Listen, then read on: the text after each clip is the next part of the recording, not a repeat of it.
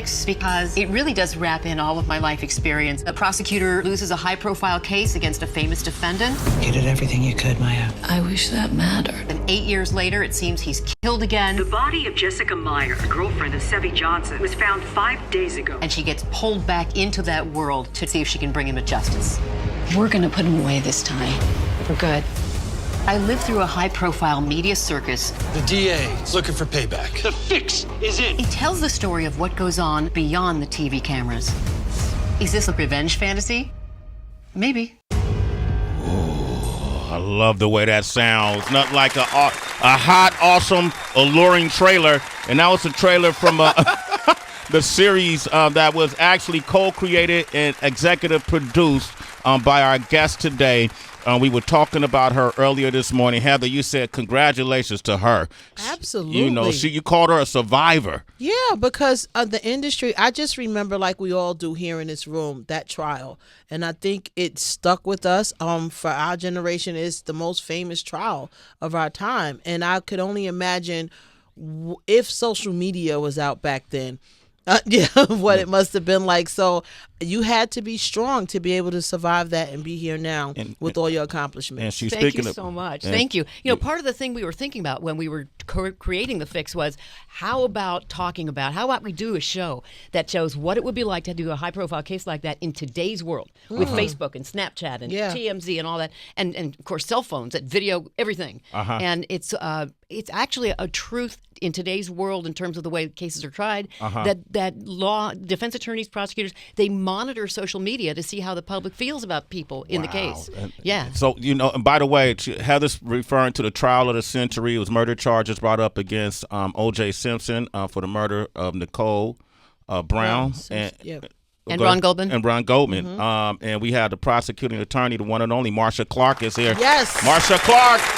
Welcome to the show. Thank you so much for having me. Absolutely. So I thought that was interesting at the end of the trailer. You said this could be kind of a revenge fantasy, right? Did you not? I mean, do you still think that trial do you think about this trial every day, the OJ trial? I think about Ron and Nicole probably almost every day, to be honest with you, the victims. But no, it was funny because they asked me that question during the trailer when we were shooting it. And is it a revenge fantasy? I thought, well, for Maya Travis, the prosecutor in that case, it is because the whole thing is fiction. They took my origin story of, losing a very famous, a trial against a very famous defendant and leaving the DA's office. But after that, we take off into fiction world. And that's what made it so much fun to do. It's a completely different thing. I'm totally into this. I like these kind of series, so I'm gonna be all up on it. I just find you fascinating because even after that trial, I think your story as Marcia Clark is as fascinating as that trial. You've gone on to become an award-winning author. You've written series. You've written novels as well. And to Heather's point, I remember when the OJ trial was happening. We ain't gonna linger on the OJ trial, but I was thinking about a lot of the media circus that you had to go through, and you were being attacked by the way you looked, what you wore, how you articulated yourself, the whole, kick and caboodle that came down on you. But we didn't have social media. Do you think that could still happen today, though? We've seen so many different movements happen, the Me Too movement, women's movements that are happening now. Do you think the public will react the same way, or will media outlets get backlash? I think that I think you would get both. Okay. I honestly do. I think that what you would have set up there is some kind of a counterpoint. So you would have media that absolutely would still go after a female prosecutor for the way she looked, her hair, her dress, her clothes. We do this with women still today. So I think that would still happen. But I also think there would be women on the other side of it saying, knock it off. She's not a model. She's not an actress. Actresses don't deserve it either. But she's not there for the way she looks. She's there to do a job. Right. And I think that there would be a counterpoint, more of a pushback today. Okay, DB? Yeah, let me ask because there were people who have come forward and admitted that back then when the trial and when the verdict came out, that they felt elated that he was found not guilty. But then afterwards, they were like, you know what, I felt good for the wrong reason. I don't know if you've heard about people admitting to that, but did it make you feel a little bit better that even though maybe not then they didn't admit it, but now that people are coming forward and the public opinion has sort of shifted as far as the outcome of that trial? Yeah, and people have told me personally, taken me aside to say, hey, you know what, I felt the way I felt then. And I said, you know what, I get it. And I get why you were elated. I got it then. You know what I mean? When you've had how many hundreds of years of social injustice? I get it. We win this time. I understood. But it was nice to hear, okay, but, I'm willing to hear and I feel differently now. And that was really nice. And I appreciated them telling me that. It was really cool. Yeah. Marcia Clark is here. We're talking about the fix, but she is an attorney, so we might as well pick her brain about things that are happening, current events. And I want to ask you about the First Step Act, on prison reform. Oh, yeah. That we've seen the administration has implemented, and the president has said, I'm paraphrasing, this is to reverse the charges of people who are wrongfully charged for drug offenses and the disproportionately charged African American and brown, Latin people as well. I do a program called the Last Mile, where we go into prison systems and we actually teach people who are locked up how to code so they could get a viable skill set. So when they walk out, the recidivism rate is nothing. It's 0% recidivism rate with this program, the Last Mile. What are your thoughts on rehabilitation and how you think perhaps maybe this First Step Act can contribute to rehabilitation? I feel very passionate about rehabilitation. Okay. And I should tell you that I'm a defense attorney. I was before I was a prosecutor. Okay. And then after I left the DA's office, I wound up getting on the panel for criminal cases for the indigent. And when you're convicted of a felony, you're entitled to a direct appeal to the Court of Appeals to look into your case and look at the errors that may have happened. And if you can't afford one, and most people by the time they go through trial and have been convicted of a felony cannot afford an attorney, the Court of Appeal appoints one for you. That would be me. And so I handled hundreds of cases over the past 10 years. And one of the recurring issues that I had was the failure of the prison system to do anything to prepare these. And by a vast majority, I want to say 99% of my clients were simply underprivileged, simply underserved in society, and they would love to come out and actually do a job and be part of society and have a way to go. And I had letters from them saying, what do I do? I don't know how to do anything. I had a hard life, and, I don't know what I'm going to do when I get out other than how am I going to take care of myself, my kids, whatever. And it was, I would work with them to try and say, talk to your counselor and do this and that. And they would tell me the joke that the prison system was about the programs that were not available, about the money that was not available for counseling, for training. And it's incredibly frustrating to me that we're not giving these people the tools they want and need to be viable members of society and go out there and have a life. And so, of course, the recidivism rate is what it is. Why would it be anything else? Yes. Our prison systems need to be about rehabilitation, and that should be a major goal in today's society. Super important. Super important. What needs to happen? You've been on both sides in the courtroom. You've been a prosecutor and a defense attorney. What has to happen in our system to change, like unlawful sentencing and the excessive sentencing that we're seeing on people of color? Okay, so that's another biggie. Okay. I could talk about this for days. Okay. But the inequities in our system in terms of the determinate sentencing laws, when you strip a judge of discretion and you just say you're convicted of this kind of offense, then you must go away for this number of years without looking at who the person is and what they actually did and what their ability is to reform, that's terrible. People are not one size fits all. Yeah. And when you strip away discretion, you strip away the ability to show leniency. A defendant may have committed a crime, but it may not be the crime he's charged with. That's number one thing. Prosecutors have to look at, hey, maybe it's a lesser crime. Maybe you ought to look at who the person is, what really happened, all the circumstances. Second to that is the sentencing, which has to be more understanding of why the person got to where they are and how do we help them get out of that situation. And so we have the ridiculous situations, and people have been writing about this ever since Paul Manafort got his sentence for being a crook for his whole life, but whatever. And then comparing his sentence to somebody who, a commercial burglary, stealing, $10 worth of whatever, who had sentence of 10 years and more, for a crime that's so much less, and for a history that's so much less. This has to change. This imbalance has to change. And they also have they just passed Amendment 4 in Florida. Now, ex-cons who are out and who have been rehabilitated are allowed the right to vote. We're moving in the right direction. We just have to keep pushing it forward. Okay, cool. Marcia Clark is here to fix. It's airing Mondays, 10 p.m. on ABC. You follow what goes on in entertainment news, obviously, right? Yeah. Okay. Good friend of mine. I know what's coming. No, you don't know this. I guarantee you don't know this. Okay. You don't know this. Okay. Good friend of mine, Jussie Smollett. Oh, okay. Okay, you didn't know that, See, right? Okay, you didn't no, know I I was coming didn't. at you. Yeah, no, I okay, didn't. Okay. Okay. So you're somewhat familiar with what's going on. He's been Mm-hmm. charged with 16 indictments of Falsifying an arrest. a police report. They police say report, yeah. he says he's innocent, and the way the case has been handled has stigmatized him, and he looks bad in the court of public opinion. You're a former defense attorney. Are you still a defense attorney? Yeah. Still a defense attorney. Knowing what you know about his case, how would you go about defending him? I think, I don't know enough about his case to be honest, completely fair. Okay. What it sounds like right now is I would sit down with him. What would I do? I'd sit down with him and say, so what really happened? Okay. And remind him it's privileged and nobody's going to know what you tell me unless we think it's good for you. Mm-hmm. And I want to know what motivated anything. What was your relationship with these people? And see if there's some bias on their part. We're talking about the guys that he supposedly hired to set up the whole thing. What is their relationship with you? Do they have something against you? Is there a bias? Are they getting back at you for something? I would look at the possibility of a setup on the other side. You know what I mean? That they're setting him up. How do you know when somebody's telling the truth? Because if somebody sits down with you, they have to tell you everything. We've been throwing that theory around. Yeah, by the way. Sway and I've been. We've been throwing the setup around. Yeah. You have? Yeah. I did not know that. Yeah, I Marcia's did not know good. You don't know. That's why it's like, ooh. Might have to text. Put y'all on text. All right, go ahead, DB. I'm sorry. I was just saying that, like, when you ask somebody, tell me what's going on, you're basically saying, tell me the truth, because I can't defend you if you tell me some bullshit, and then I go in there and find out it's something else. So, and then they bullshit me anyway. Right. Oh yeah. That happens anyway. All the time. There's so many.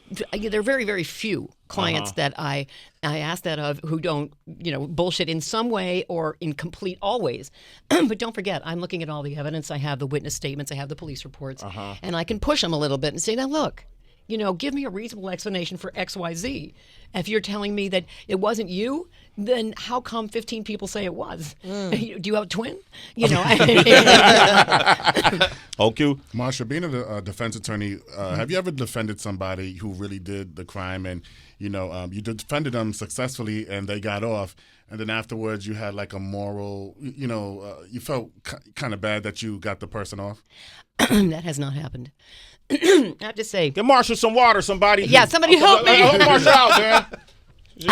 That really hasn't happened, especially because I'm handling cases on appeal. I feel like I lose them much more frequently than I should. Thank you very much. You're welcome.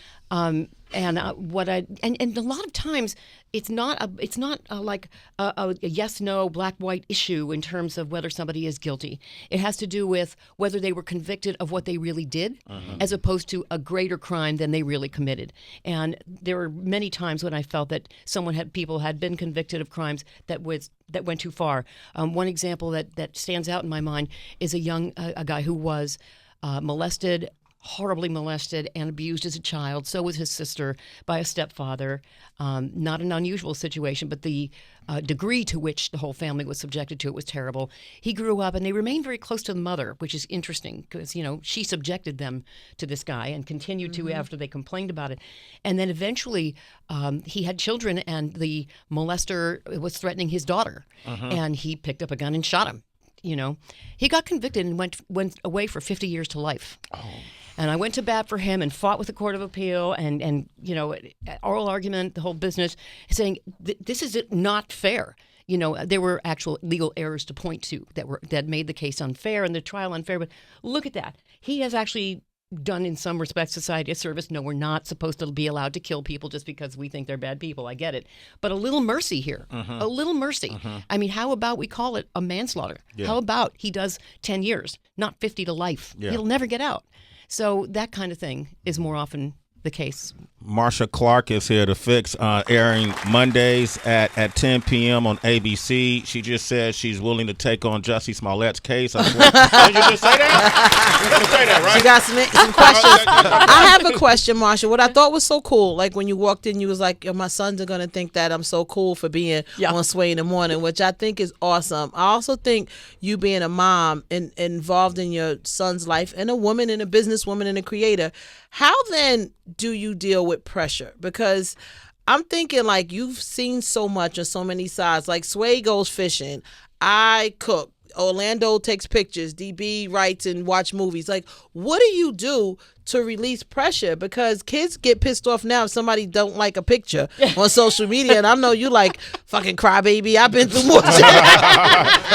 You don't like a picture. You don't like a picture. How about the whole world breathing down your ass? Be a tabloid headline. Tell me how that feels. That's kind of a version of I'll give you something to cry about. Right, right. So, like, as a woman, like, how? Like, how, Marcia? How do you do it? You know what? Actually, my kids were, when they were little, a stress reliever in a way. You know how when kids are little, they require a ton of attention. You know, they're good because especially little boys, they think they're made of rubber, you know, and they're always doing things to hurt themselves and like step off a cliff. Right. But other than that, like as they got older, they were like my buddies. You know what I mean? They were people I could actually talk to. They understood things, and they actually were the ones who said, you know what, I shouldn't complain because you know I got dragged on Twitter, you know, whatever. But I know it can be so much worse.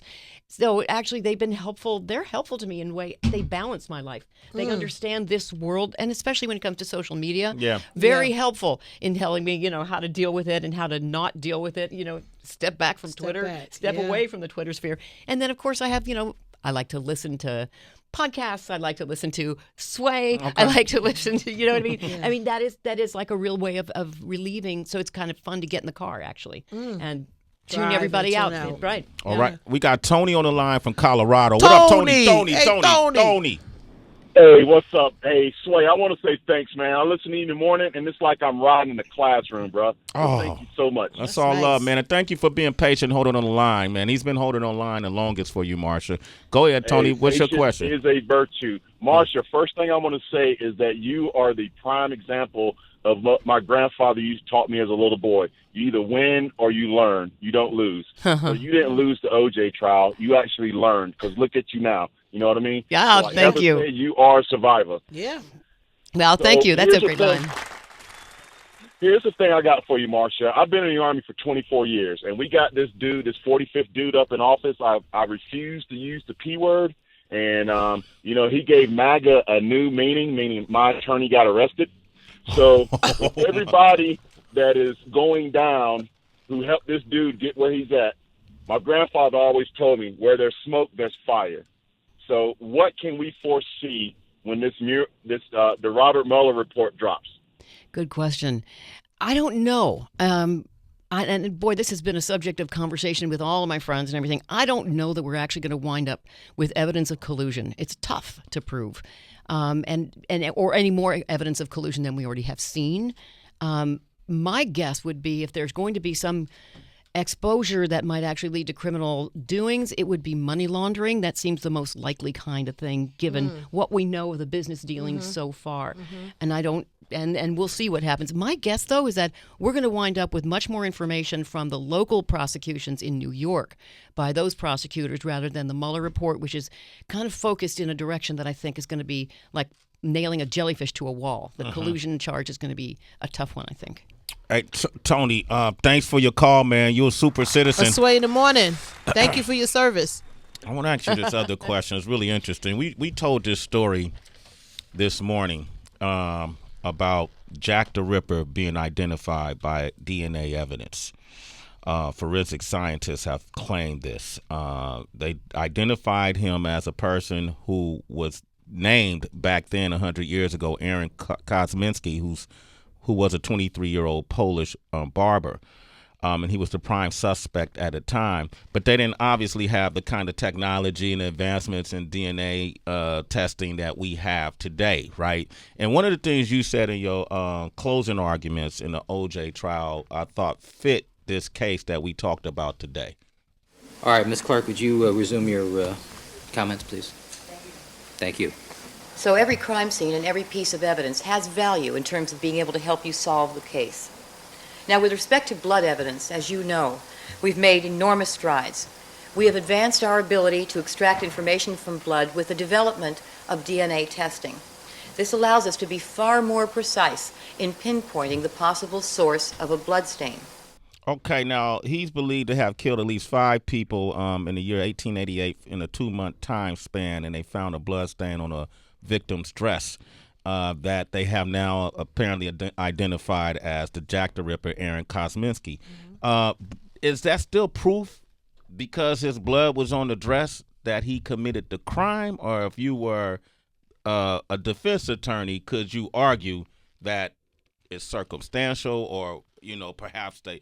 What are your thoughts on that? Yeah, I mean, oh God, the lawyer question, the lawyer answer. The typical lawyer answer is it depends. Okay. And I hate to say that, but it does. It depends on where the dress was found. Was it found on her dead body? On her body. On her body. It was a shah. It was a shah. I mean, as a defense, if I'm defending him, I would argue, well, that blood could have gotten on there so many different ways. Who knows? Maybe he was had a nosebleed, and then he bumped into her on the bus, and you know what I mean? And it was just, it accidentally got on her dress, and it had nothing to do with the murder. It was at a different point in time. Something like that would be the arguable point to make, but I don't know whether that's pretty damning. That's pretty damning. I think so. It's pretty damning. Yeah. Okay. You wrote a book, Without a Doubt. Without doubt. Right? Without a doubt. Without a doubt. What was the without a doubt evidence in that OJ trial that you think made him guilty? There was just so much. Yeah. There was so much. They had the history that they did, a very violent history between them. On that particular day in question, there was evidence that they had another fight. Paula Barbieri left and went off to Las Vegas. He called other women to be with him. They weren't available. I think they just weren't there. And all of this was leading up to what we understand in domestic violence parlance is the bitch tape started playing. The bitch has it coming. The bitch has it's all her fault. It's all her fault, which is kind of a typical mindset for men or women who have this domestic violence kind of issue. And so that was going on. And then we have, of course, all the physical evidence. We have the fact that he was gone for the period of time when the murder would have occurred. We have the blood trail leading away from Bundy that led into his car, that led to Rockingham, that led into his bedroom and found on his socks. Blood from Ron and Nicole on his socks. Blood from Ron and Nicole in the Bronco.